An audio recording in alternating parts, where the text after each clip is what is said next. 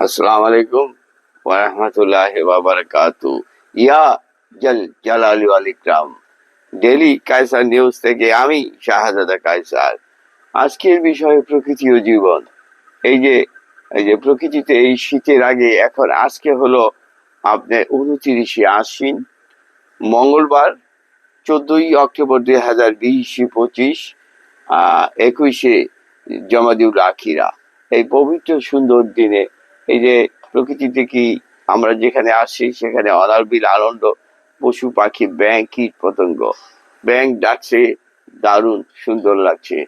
এই আমরা যারা নগর পরিকল্পনাবিদ এই বাংলাদেশে, তারা দেখা গেছে পলি মাটিতে বড় বড় বিল্ডিং করতেছে।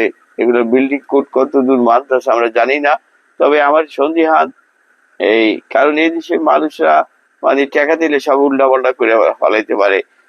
এই এই টাকা দিলে যে কোনো কাজ ঘুষ দেওয়া করতে পারা যায়। এই হিসাবে আমরা যে সতর্ক থাকবো।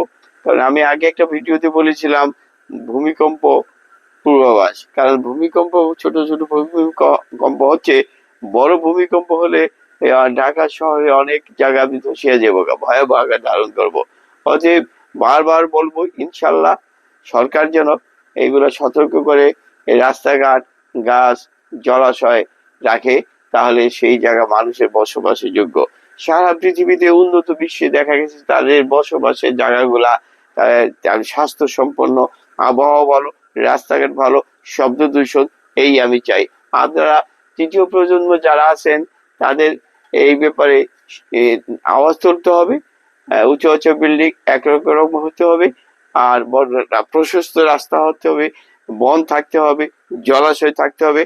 তাহলে আপনি এই এই এই জীবন যতদিনই কাটালেন, ওইটুকুই আপনি শান্ত সুখী জীবন পেলেন। থ্যাংক ইউ, ধন্যবাদ।